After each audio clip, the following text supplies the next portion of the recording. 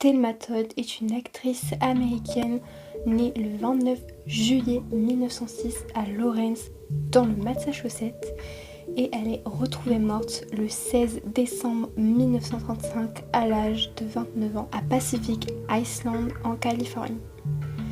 Elle apparaît dans plus de 50 longs métrages entre 1926 et 1935. Elle est notamment connue pour ce rôle dans les comédies interprétées par les Marx Brothers dans Monnaie de singe en 1931 ou bien encore Plume de cheval en 1932. Durant sa carrière, elle figure dans 120 films et longs métrages confondus et elle est beaucoup axée sur les films comiques. Bonjour à tous, aujourd'hui je vous retrouve enfin dans une nouvelle vidéo True Crime. Ça faisait très longtemps que je ne m'avais pas faite parce que je voulais une histoire... J'aime bien faire des histoires qu'on n'entend pas souvent parler et celle-ci en fait partie. Donc voilà, c'est le meurtre d'une actrice américaine qui se nomme Thelma Todd. Enfin le meurtre, la mort en tout cas. Justement vous allez voir que cette histoire me fait extrêmement penser au cas de Marilyn Monroe. Je sais pas trop si vous connaissez, mais c'est vrai que ça ressemble un peu. Et donc je me suis dit que ça pouvait être très intéressant de traiter cette histoire. Donc installez-vous confortablement et c'est parti, let's go. C'est donc le lundi 16 décembre 1935 que Thelma Todd est retrouvée morte dans sa voiture dans le garage d'une ancienne actrice nommée Jewel Carmen. La cause de la mort officiellement est déclarée comme être due à un empoisonnement au monoxyde de carbone, mais plusieurs éléments ne collent pas avec cette version des faits, notamment sur les lieux du photo du crime. En effet, dès qu'on a découvert son corps, des paparazzis sont rentrés dans le lieu du crime là où elle était morte et ils ont pris des photos sur le moment et on peut voir que sur la photo il n'y a pas la clé sur le contact de la voiture de Thelma. Donc comment elle aurait pu être tuée au monoxyde de carbone si sa voiture n'était pas allumée. On soupçonne alors la piste du suicide, mais ses amis déclarent aux enquêteurs qu'elle n'avait aucune raison de se suicider. On y reviendra un petit peu plus tard. Mais certains détails dont son visage et sa robe tachée de sang amènent finalement les enquêteurs à penser à un meurtre. Mais tous les documents malheureusement reportant l'autopsie du corps ont été perdus à jamais. Donc du coup on va un petit peu retracer qui était Thelma Todd dans sa jeunesse, un petit peu son milieu social, le milieu dans lequel elle a grandi pour nous faire un portrait de cette femme tout simplement. Les parents de Thelma, ils se nomment Jim et Bertha Todd. On dit que son père apparemment était un homme assez violent. Quant à elle, Thelma, c'était une élève très brillante à l'école. Elle voulait même devenir enseignante, mais en fait elle a été poussée à faire des concours de Miss, des concours de beauté, et donc elle a été élue Miss du Massachusetts en 1925 et elle a été remarquée par un découvreur de talent d'Hollywood. Et donc du coup elle va faire partie des 19 élèves de la première promotion de la Paramount Acting School dirigée par Jessie Lasky et c'est là qu'elle débute alors sa carrière dans le cinéma. Apparemment Thelma elle aurait eu quelques problèmes de dépendance à l'alcool, aussi de dépression et aussi de drogue. En effet pour qu'elle puisse rester mince et attrayante, le directeur du studio de la production Hal Roach a inventé une soi-disant clause qui s'appelait la clause de la pomme de terre, et en gros si elle dépassait les 5 kilos, son contrat il était fini, genre elle pouvait plus être actrice en gros. Et du coup vu qu'elle avait quelques problèmes on va dire de surpoids, enfin voilà son poids il bougeait beaucoup, sa mère elle lui a donné des pilules amaigrissantes et par la suite Thelma est devenue dépendante de ces pilules et donc aussi de l'alcool par la suite, et du coup elle était vraiment reconnue pour être une fille très fêtarde qui buvait de l'alcool et qui allait souvent en soirée. Alors, en août 1934 que Thelma elle a ouvert un restaurant à son nom portant le nom du Thelma Todd Sidway Café dans le Pacific Coast Highway, dans les Pacific Palisades.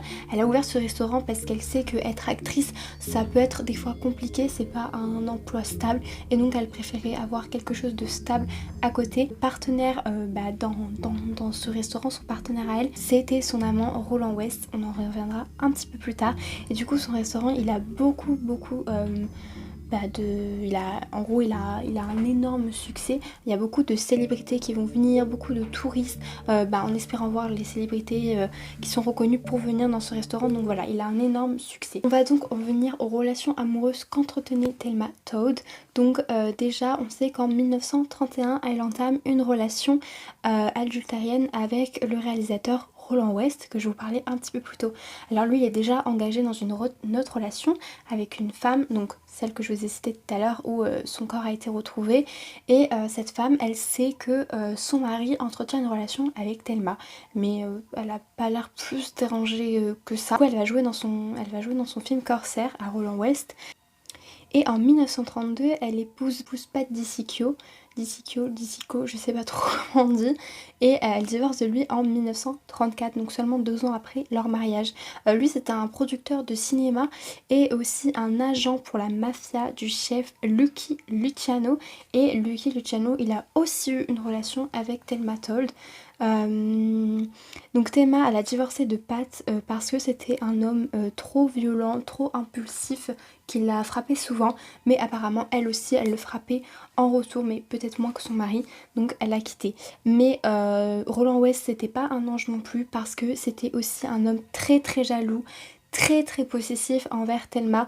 Il avait vraiment un tempérament instable, il voulait vraiment qu'elle fréquente personne d'autre que lui, alors que c'est un petit peu culotté de sa part parce que lui-même il trompait sa femme avec elle, mais voilà il était très jaloux, très possessif, et elle aurait aussi eu d'autres relations à côté. Maintenant on va passer à l'enquête tout simplement. Donc la veille où elle s'est fait assassiner, enfin la veille de la mort de Thelma, elle a passé sa dernière soirée dans un restaurant qui était très connu d'Hollywood. Il s'appelait le Trocadéro, où en fait elle avait été invitée par l'artiste Stanley Lupino et sa fille Ida Lupino. Et donc du coup elle avait été invitée à cette soirée là. Et donc ce soir là elle portait une robe de soirée à paillettes bleues métalliques avec une cape assortie et des pantoufles de soie bleue, un manteau de fourrure et des bijoux en diamant, et toute cette tenue c'était environ une valeur de 20 000 $, donc c'est vraiment pas mal. On sait que lors de cette fête elle a eu un bref mais vif échange avec son ex-mari du coup Pat, parce que du coup il se serait ramené avec une autre femme à la soirée et il aurait un petit peu nargué Thelma, et effectivement ça lui a pas plu, donc il se serait battu, c'est à dire qu'elle lui aurait mis une gifle lors de la soirée. Bon après les invités ils avaient l'habitude souvent qu'ils se battent tous les deux, et puis il y avait beaucoup d'alcool à la fête, donc ça a dû engendrer en plus de la violence. Mais c'est pas tout, parce que Thelma elle aurait aussi eu une dispute, alors on sait pas trop si c'est la veille et le jour J, on sait pas trop, mais en tout cas du coup à cette soirée sûrement elle se serait disputée aussi avec Roland West, donc l'homme avec qui elle sortait à ce moment là, et du coup il aurait dit à Thelma qu'elle allait à trop de fêtes etc, et qu'elle devait être là à 2h, rentrer à 2h du matin. Sauf que Thelma elle était en mode je fais ce que je veux, si j'ai envie d'aller à cette soirée, de rentrer super tard, je rentre super tard. Enfin voilà, du coup ils ont eu vraiment une grosse dispute par rapport à ça. Comme je vous dis, l'autre il était très jaloux et très possessif, donc ça lui plaisait pas trop. Et finalement elle est partie à la soirée. Elle a ensuite passé malgré tout je pense une très bonne soirée, et puis elle est rentrée vers 4h du matin. Son chauffeur, donc Peter, qui l'a ramenée chez elle, et en fait apparemment quand de base il l'a ramenée vraiment juste que devant sa porte, mais ce soir là Thelma elle a dit à son chauffeur de la laisser un petit peu plus loin que chez elle. On sait pas si c'est devant chez elle ou un petit peu plus loin, c'est un peu flou, mais en tout cas il l'a pas ramenée devant sa porte parce que elle craignait justement une altercation entre West et elle, et du coup elle voulait rentrer tranquille quoi. Vraiment elle a eu raison, parce que quand elle est rentrée devant la porte ils ont eu une dispute devant la porte. Et c'est là que ça devient un petit peu corsé. Du coup, techniquement, si on s'en base que aux faits, les premières déclarations, etc., la dernière personne à avoir vu Thelma, c'est justement son chauffeur. En tout cas, avoir vu Thelma vivante, c'est son chauffeur. C'est donc le lendemain de cette soirée que le corps de Thelma est retrouvé. Et donc en fait, son corps est découvert par Mae Whitehead. Donc en fait c'était sa femme de chambre, et son job ça consistait à conduire la voiture de Thelma, enfin voilà c'était un petit peu son job tous les matins, il faisait pareil. Et puis là quand elle arrive dans le garage donc du coup de Roland West, parce que je vous signale que c'était le garage de Roland, enfin de son ex-femme etc, et en fait elle n'a pas été alarmée au début en voyant l'actrice dans la voiture parce que on dirait vraiment juste qu'elle dormait en fait. Elle s'est dit bon bah, elle a dû s'endormir ici cette nuit, etc. Et en fait quand elle a essayé de la réveiller, de la bouger et tout, et que Thelma elle répondait pas du tout, c'est là qu'elle a vu qu'elle était morte et que du coup elle a décidé d'appeler la police. Donc ils disent qu'il n'y avait rien sur elle, il n'y avait pas de traces, il n'y avait pas de traces de violence ni rien, son corps était intact, sa tenue était intacte, et il y en a qui disent que bah, y avait du sang qui a été retrouvé sur sa robe, qu'elle avait du sang sur le nez, du sang sur la lèvre, mais que c'était très léger. Donc bon, du coup vu qu'on a perdu toutes ces preuves là, on ne sait pas vraiment s'il y avait du sang ou s'il n'y avait pas de sang, mais en tout cas elle est bel et bien morte. Elle avait aussi des ecchymoses dans le cou. Du coup, bah forcément, une enquête va débuter et les premiers suspects, ça va être donc Roland West, qui était son amant, son ex-mari, Pat DiCicco, et évidemment Lucky Luciano, qui était un gangster, du coup, qui voilà, faisait les gangs et tout ça. La partie assez intéressante de cette histoire, c'est le Roland West, parce qu'il se serait déclaré coupable du meurtre, ou en tout cas impliqué dans la mort de Thelma Told. En effet, il aurait avoué à son ami proche, donc l'acteur Chester Morris, qu'il était impliqué dans le meurtre, enfin du coup la mort de Thelma. Et ensuite il y a eu une interview avec Hal Roche qui a été donnée 50 ans après et la mort de Thelma. Et surtout, en fait, donc dans cette interview, il raconte que suite à un interrogatoire, du coup, Roland West s'est déclaré coupable du meurtre. Du coup, je vais vous raconter un peu, lui, sa version des faits, de tout ça, ce que Roland West a dit en gros. Alors du coup, effectivement, il se serait disputé avant la soirée, comme je vous l'ai dit, il lui aurait dit nanana, va pas cette soirée, nanani nanana. Elle se serait rebellée en disant qu'elle fait ce qu'elle veut, etc. Donc voilà, ils auraient eu une grosse dispute. Et puis, West, il attendait Thelma dans son appartement, et puis ils se sont battus du coup à nouveau quand elle est rentrée le soir, et il lui a redit je veux pas que t'ailles à ton soirée, je veux que tu rentres plus tôt, nanani nanana. Et elle a rétorqué en disant mais je vais à ce que je veux. D'ailleurs elle était conviée à une fête le lendemain, donc elle a même dit je vais aller à cette fête, etc. T'as pas à me dire ce que je dois faire et tout ça. Donc ils se sont bien disputés. Du coup elle est montée dans le garage de West apparemment, et il l'aurait suivi. Il était déjà dans sa voiture en fait, au moment où il l'a rejoint, elle était dans sa voiture, elle avait démarré et tout, et lui il aurait fermé son garage et il l'aurait laissé là comme ça, sa voiture enfermée dans le garage avec elle dedans. Et du coup quand il serait revenu la voir, et il l'aurait retrouvée morte. Et du coup il aurait rouvert le garage et il aurait fait semblant que il a rien vu, rien du tout. Et du coup il aurait même donné de l'argent aux policiers pour faire taire, genre pour pas qu'ils enquêtent plus que ça quoi. Il l'aurait assommé tellement, et du coup après il l'aurait mis dans la voiture. Voilà, il y a aussi deux versions qui concordent, mais dans tous les cas, en gros, ça serait un peu ça quoi. Il se serait disputé, il aurait voulu donner une leçon, donc il l'aurait enfermé dans la voiture, et en revenant, du coup dans le garage, et en revenant, il aurait vu que Thelma était morte. La version officielle de tout ça, c'est que le chauffeur de Thelma, il l'aurait donc déposé au café, et en fait elle aurait réalisé que le café était fermé, et du coup elle savait qu'un gardien il faisait des rondes vers 6h du matin, et donc du coup elle pensait que elle pouvait pas rentrer chez elle, je sais pas trop, il y a eu un problème, je sais pas c'est quoi, sûrement qu'elle voulait pas voir Roland West qui était à l'appartement. Du coup elle s'est dit qu'elle allait dormir au café, mais il a été fermé, donc elle s'est mise dans le garage avec sa voiture, et donc du coup vu qu'il faisait froid et tout, elle préférait rester dans sa voiture, et d'une manière ou d'une autre elle a fini par s'endormir en attendant le gardien, et du coup elle est morte avec les vapeurs du monoxyde de carbone en voulant allumer sa voiture pour se réchauffer du coup, et c'est comme ça qu'elle serait morte.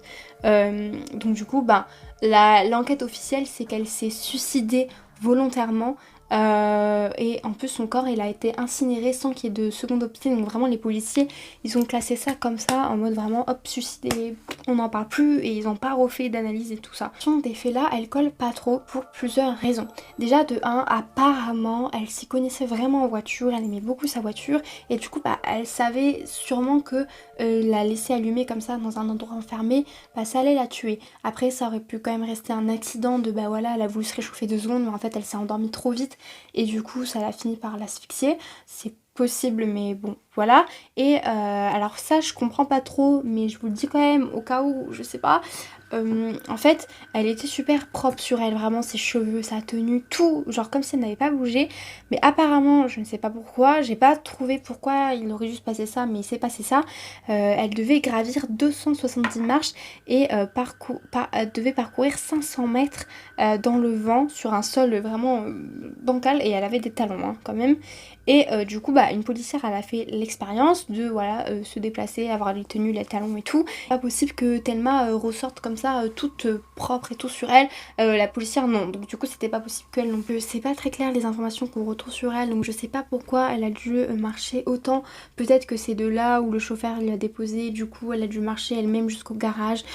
J'avoue que j'ai pas trop suivi, enfin il y a tellement en fait de trucs qui divergent que c'est compliqué de faire un tri, donc je vous ai un petit peu mis tout ce que j'avais vu. Et aussi personne ne pense que c'est un suicide. Alors pourquoi? Il y avait des cadeaux emballés dans le coffre de sa voiture avec des lettres, donc du coup bah techniquement si elle avait prévu de se suicider, dans ces lettres là il y aurait une sorte de lettre d'adieu où elle aurait expliqué plus ou moins que elle voulait mettre fin à ses jours. Mais dans ces lettres il y avait du tout rien de tout ça, et en plus tu fais pas des cadeaux à tes proches avant de vouloir mourir, c'est un petit peu bancale. Et en plus de ça, vraiment ses amis disaient qu'elle était super heureuse et qu'elle comptait reprendre sa vie en main et qu'elle avait plein de projets, voilà, qu'elle voulait changer un petit peu du milieu du cinéma et tout ça. Donc ça serait bizarre. Après c'est vrai qu'elle était en dépression. Et des fois les gens qui sont en dépression, ben voilà, sur un coup de tête, ben ils vont mettre fin à leur jour sans avoir forcément prévu. Mais là ça reste quand même vraiment bizarre de pourquoi elle aurait fait ça dans ces conditions-là, à ce moment-là. West au départ il avait vraiment un bon alibi, genre sa femme elle avait confirmé que West il était rentré à 2h du matin dans son lit, et enfin qu'il avait fermé le restaurant à 2h du matin et puis qu'il était rentré se coucher aux côtés de sa femme. Et elle avait confirmé. Mais vu que vraiment il était très jaloux, très très possessif, etc. En fait personne vraiment croit cette version des faits là, et du coup vu qu'en plus il s'est reconnu lui-même coupable, Luciano Lucchi, donc du coup le chef de gang qui se sont fréquentés, et aussi beaucoup de gens pensent que ce serait lui qui l'aurait tué parce qu'en fait ils auraient eu une relation abusive, il l'aurait rendu accro Thelma aux amphétamines, etc. Et que du coup, parce qu'elle refusait de faire quelque chose, en gros, on sait pas, un casino ou autre chose, du coup, il l'aurait forcé à mettre une bouteille d'alcool dans sa gorge, c'est pour ça qu'elle aurait des ecchymoses et tout, enfin boire de l'alcool, pour qu'il accepte un petit peu ce qu'il voulait lui proposer, et Thelma, elle aurait pas accepté ça, et du coup il l'aurait tué. Donc voilà, c'est aussi ce que des gens pensent. Et l'enquête officielle est vraiment classée comme suicide en fait. Et du coup, il n'y a pas vraiment de source. Tout ce que je vous ai dit, c'est compliqué de trouver des réelles preuves de tout ça parce que, comme je vous le disais, les documents, ils ont été perdus à jamais. Alors ça aussi, c'est très très bizarre. Et en plus, dans les années 30 c'est un petit peu compliqué voilà, d'avoir des vraies preuves. Du coup, est-ce que vous pensez que c'est un accident, un suicide ou un meurtre volontaire? Moi je serais plus sur vraiment le suicide, je n'y crois pas.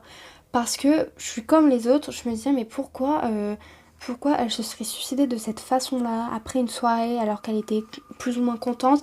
Après est-ce qu'elle se serait suicidée du coup par ses dépendances à l'alcool, à la drogue, au fait qu'elle avait des relations vraiment pourries? Peut-être que ça aurait pu la pousser à se suicider, donc c'est une piste envisageable. Il y a aussi du coup l'accident, le fait que c'est elle-même, en fait elle a voulu se réchauffer dans sa voiture et elle s'est endormie et elle a laissé le monoxyde de carbone tourner, mais ça expliquerait pas si c'est vrai pourquoi elle a du sang sur le nez, des ecchymoses dans le cou, donc peut-être qu'elle s'est battue juste avant de se mettre là, on ne sait pas. Pour moi, en tout cas, la piste la plus plausible, je pense pas que c'est un meurtre prémédité, vraiment que... Parce que dans cette histoire, le seul coupable qu'on a, c'est Roland West, et je pense pas que ce soit ni Luciano, parce que je pense que c'était pas très important pour lui, elle était pas, peut-être pas très importante pour lui, ou il l'aurait pas tué comme ça, et son ex-mari, pareil, je vois pas pourquoi il aurait fait ça. Donc Je pense plus que ouais, ça peut être Roland West parce que vrai qu'il était vraiment jaloux et possessif, etc. Mais je pense pas que c'était volontaire et je pense pas que c'était prémédité. En fait, je pense juste que effectivement ils se sont disputés, sachant que lors de la soirée, il lui avait dit de rentrer à 2h du matin, elle est rentrée à 4h, donc peut-être que lui il s'est énervé et tout ça, ils se sont disputés et oui, il a voulu lui donner une bonne leçon en l'assommant ou je sais pas quoi, parce que des fois ils disent que voilà, qu'il l'a assommé, donc peut-être qu'il l'a assommé, ça expliquerait pourquoi elle a du sang sur le nez et tout ça, ou il l'aurait frappé, on sait pas, et il aurait fermé le garage, mais peut-être même pas en fait, c'était peut-être juste pas volontaire en fait, peut-être que oui, il a fermé le garage et pour lui donner une leçon et elle, en fait elle est morte comme ça. Donc peut-être que c'était volontaire de fermer le garage et peut-être que juste il l'a vraiment tué accidentellement. Je serais plus sur une de ces versions là puisqu'il s'est quand même dénoncé. Donc ça serait bizarre de se dénoncer alors que t'es pas coupable, sachant que l'affaire elle a été très très vite résolue comme un suicide. Donc pourquoi tu te dénonces d'un coup comme ça, c'est trop bizarre. Donc peut-être, après vu qu'il l'a dit à son meilleur ami le plus proche, c'est sûrement qu'il s'en voulait. Donc moi je serais plus partie sur ça et que c'est un accident en fait, qu'il n'a pas vraiment voulu faire ça, mais que ça s'est passé comme ça. Vous, dites-moi ce que vous en pensez. Est-ce que vous pensez voilà, que c'est un suicide, un meurtre, un accident? Dites-moi tout ça dans les commentaires et tout, je serais trop contente de lire. J'ai pas pu trouver plus d'informations que ça. Je vous dis, de tous les trucs que j'ai regardés, vraiment les informations, elles allaient de droite à gauche, de gauche à droite. Il y en a qui disaient ça, puis il y en a qui disaient ça, puis il y en a qui disaient ça. Donc c'était dur de tout rassembler et de démêler un petit peu le vrai du faux. Donc j'ai vraiment essayé de tout mettre ce que j'avais vu et de classer un petit peu. Donc voilà, j'espère que c'est quand même compréhensible un petit peu ce qui s'est passé. Mais en réalité, on ne sait pas vraiment ce qui s'est passé. Ils l'ont classé comme ça, mais on ne saura jamais s'il y avait vraiment du sang sur elle et d'autres éléments comme ça qui ont disparu à tout jamais et on va pas plus s'en soucier que ça. Voilà, je termine cette vidéo avec mon micro. J'espère beaucoup que ce nouveau True Crime vous aura plu. Si vous voulez que je traite d'autres histoires, n'hésitez pas à me le dire en commentaire. Puis donc, nous on se retrouve la semaine prochaine pour une nouvelle vidéo. Bye!